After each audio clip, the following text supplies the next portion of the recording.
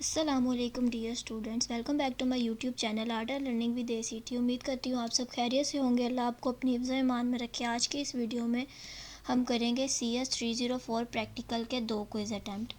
ठीक है, और अगर किसी ने पेड क्विज़ कराना हो तो वो मुझसे मेरे जीमेल पर रब्ता कर सकता है। डिस्क्रिप्शन में मेरा जीमेल दिया हुआ है, और अगर कोई स्टूडेंट्स डिस्क्रिप्शन वाले जीमेल पर मुझसे रब्ता नहीं कर सकता तो वो कमेंट में मुझसे मेरा नंबर ले सकता है। ठीक है, तो स्टार्ट करते हैं अपना क्विज़। 100% करेक्ट होता है। देखें, ये पहले वाले भी मैंने किए हैं, 5/5 है, तो परेशान होने की बिल्कुल ज़रूरत नहीं है। आप ट्रस्ट करके ना, इसमें जो जो आंसर लगे होंगे अगर आपके क्विज़ में रिपीट हो तो आप लगा सकते हैं। ठीक है, which of the following can be the attribute of the employee class. Employee class के अंदर जो आपका एट्रीब्यूट आता है इन चारों गिवन ऑप्शंस में से, वो है सैलरी।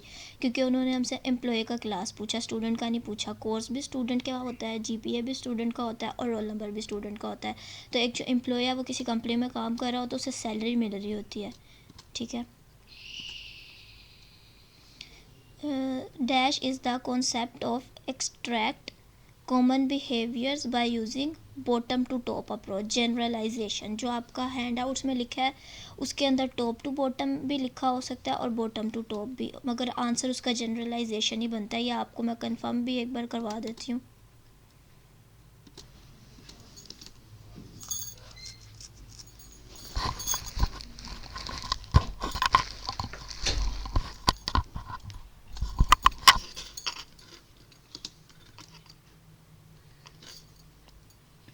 ठीक है, ये लिखा हुआ है इसका answer, whereas in generalisation bottom to top. ठीक है,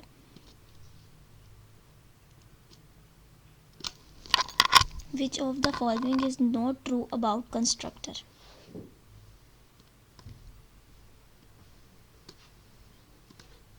इसको हम एक बार ChatGPT से कंफर्म कर लेते हैं।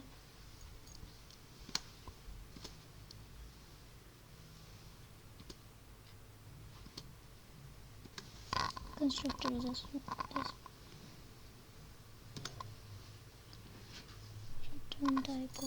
Public.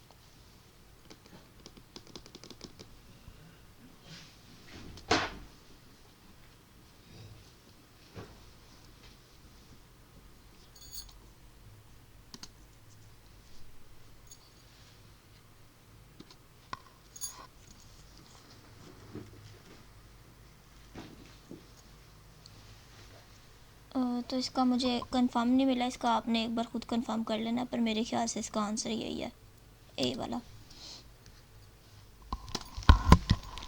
Which of the following is use to achieve information hiding encapsulation.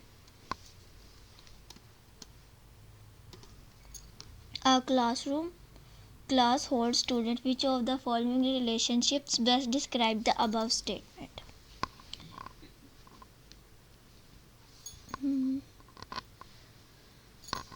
इसको एक बार कंफर्म कर लेते हैं। मेरे ख्याल से इसका आंसर कंपोजिशन या एसोसिएशन है।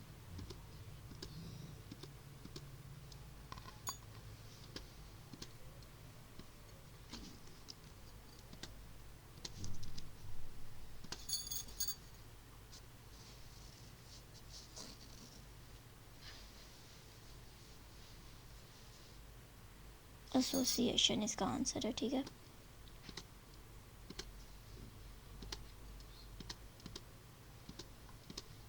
In classes which of the following is default access specifier private. जब आप किसी क्लास को डिफ़ॉल्ट अगर कोई भी उसको आप स्पेसिफायर नहीं ना असाइन कर रहे होते तो उसका डिफ़ॉल्ट स्पेसिफायर प्राइवेट होता है। Which of the following is correct way of declaring the attribute as a public. ये लास्ट वाला डी ऑप्शन इसका करेक्ट है। Which of the given option is not correct for destructor. ये वाला D वाला, destructor is a function with the same name as that of class but preceded with the tilde. Which of the following option is false? Data members can't be inherited. ये lab quiz में भी आया हुआ था, मेरी पुरानी videos देख लीजिएगा उसमें से, क्योंकि क्विज़ रिपीट हो रहे हैं लैब क्विज़ में से। Object orientation is the way of visualising computer programme is the form of objects that represents data and method. First solution हमारा कंप्लीट हो गया, सेकंड सोल्यूशन अपना स्टार्ट करते हैं। तो स्टार्ट करते हैं अपना सेकंड क्विज अटेम्प्ट करना। Which of the following option is false. दोबारा से वही वाला रिपीट हुआ है, data member can't be inherited. Interaction of different objects in OO model is known as association, ठीक है। इसको एक बार हम चैट GPT से भी देख लेते हैं, वैसे इसका एसोसिएशन है।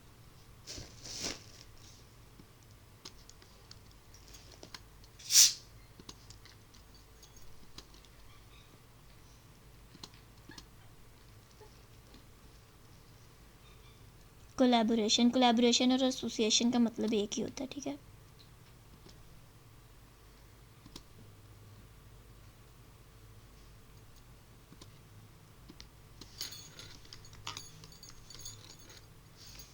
ये लिखा हुआ है, ठीक है। Interaction of different objects is known as association.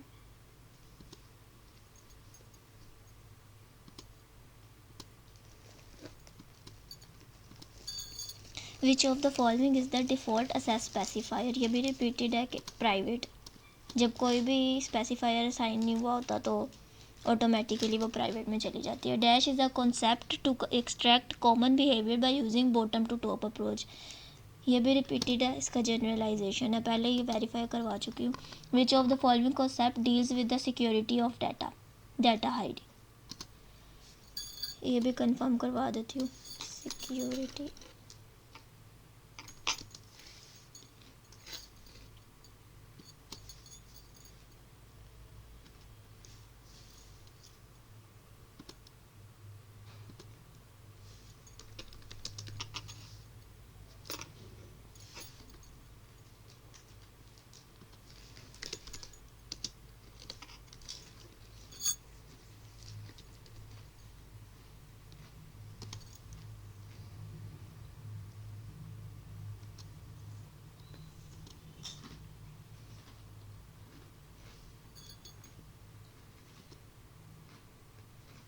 ये देखे, इनविजिबल नहीं रहने देता वो, ठीक है।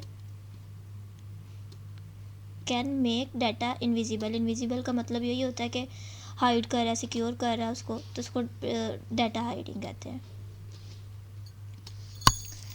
Object orientation is the way of visualising computer program in the form of object that represents data and method. ये भी रिपीटेड है। Which of the following is not true about the constructor. Return type होती है उसकी। Constructor are commonly public members can be construct special. ये मेरे ख्याल से मैंने इसका पहले बी लगाया था, तब भी बोला था, कंफर्म कर लीजिएगा, और अभी भी यही कह रही हूँ। A classroom class hold students, इसका एसोसिएशन है, ठीक है। नहीं, इसका सॉरी कंपोजिशन है।